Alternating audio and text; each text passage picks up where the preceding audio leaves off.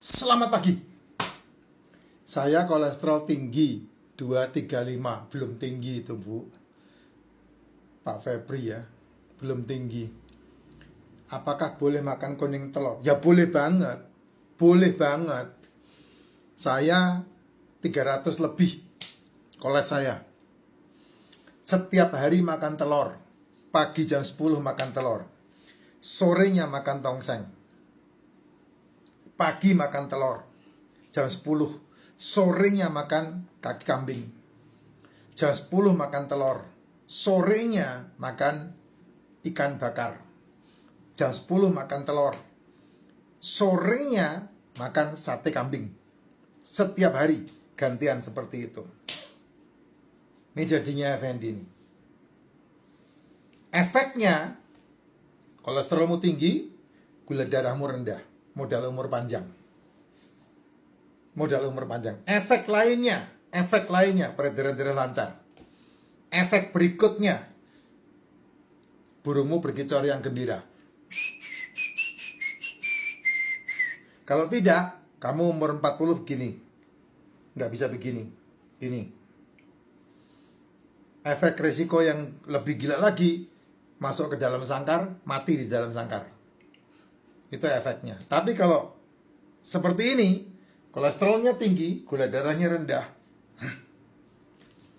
kamu bisa menikmatin burungmu berkicau yang gembira. Pagi berseri, burung bernyanyi gitu.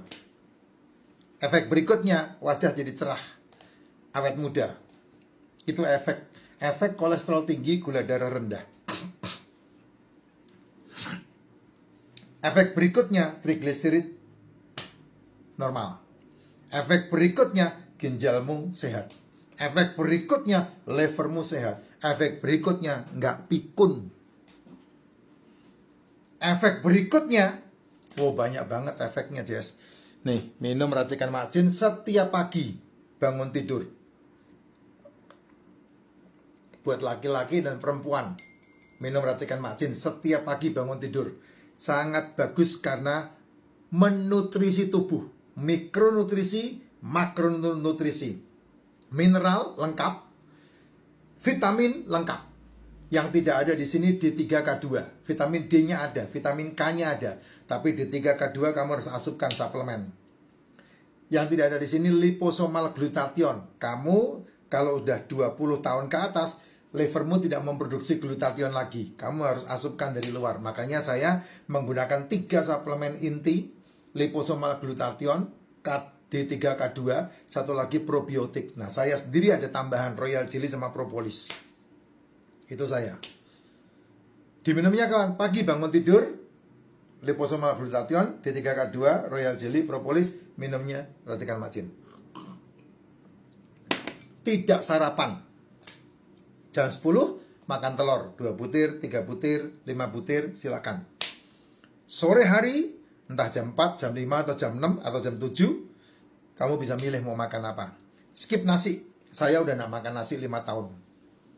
Skip tepung, skip gorengan. Gorengan yang saya makan hampir setiap hari adalah emping sama kacang mede setiap hari. Hampir, tidak setiap hari, tapi hampir setiap hari. Karena setiap kali dalam perjalanan saya pasti ada cemilan itu di mobil. Pak, emping sama kacang mede kan gorengan? Bukan, dia digoreng, bukan gorengan. Gorengan itu kalau ada tepungnya, sayurnya, tepung, sayur sama minyak, nah itu namanya gorengan. Karena kamu merusak.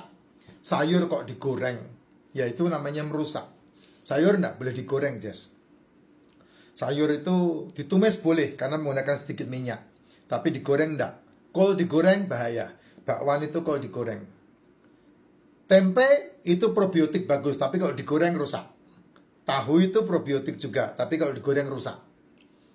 Tuh dia. Jadi banyak hal yang kamu harus pikirkan untuk mengasupkan sesuatu yang tubuh butuhkan, bukan yang mulut butuhkan. Nah, itu penting banget. Ya, itu penting banget. Kolesterol tinggi, gula darah rendah, itu modal umur panjang. Efek sehatnya luar biasa.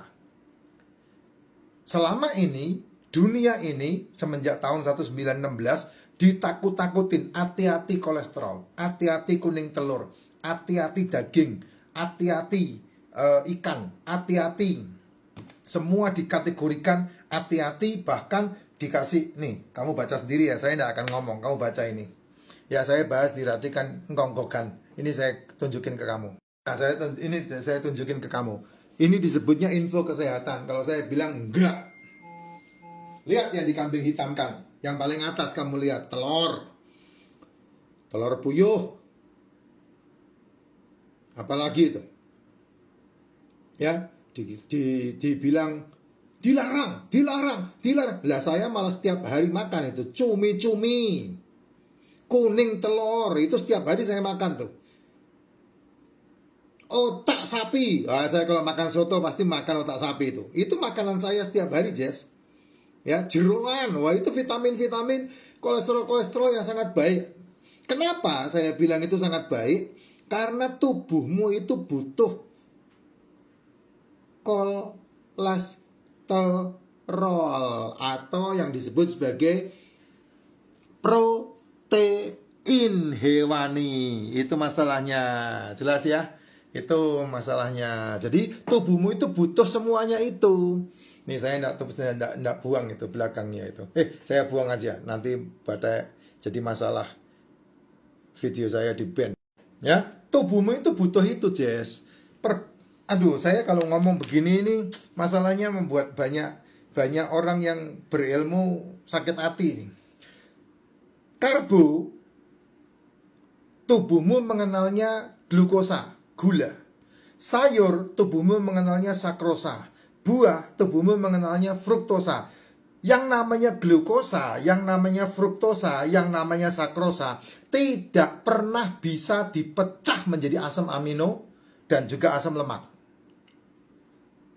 Justru itulah yang kamu asupkan terlalu banyak dan sangat banyak dalam tubuhmu. Melek moto, melek cangkem yang kamu makan nasi. Melek moto, melek cangkem yang kamu makan ketupat. Melek moto, melek cangkem yang kamu makan lontong. Melek moto, melek cangkem yang kamu makan kentang. Melek moto, melek cangkem yang kamu makan jagung. Melek moto, melek cangkem yang kamu makan tepung. Melek moto, melek cangkem yang kamu makan jajanan. Melek moto, melek cangkem yang kamu makan minuman berenergi. Melek moto, melek cangkem yang kamu makan gula-gulaan. Melek moto, melek cangkem yang kamu makan susu formula, susu high process. Cemilan, cepulu, ceplas, itu semua dikenal sama tubuhmu ketika masuk ke lambung, dipecah jadi gula. Diserapnya ke dalam darah itu jadi gula. Gula tidak pernah bisa dipecah menjadi asam amino atau asam lemak. Sehingga pankreasmu memproduksi insulin lebih banyak lagi. Sedangkan pankreas yang memproduksi insulin bekerja untuk menurunkan gula dan mendistribusikan gula itu butuh empedu. Empedu bisa bekerja dengan baik ketika dia dibantu dengan sakrosa dan dibantu dengan asam lemak. Kalau enggak, kamu kena batu empedu. Nah, fruktosa hanya dipakai sama levermu untuk membantu menciptakan kolesterol. Kolesterol 30%-nya dipakai oleh otak. 35 triliun selmu butuh kolesterol. Kamu membenci yang disebut tadi kolesterol. Piye jal, kowe meh sehat. Ya kowe urip ya di farmasi.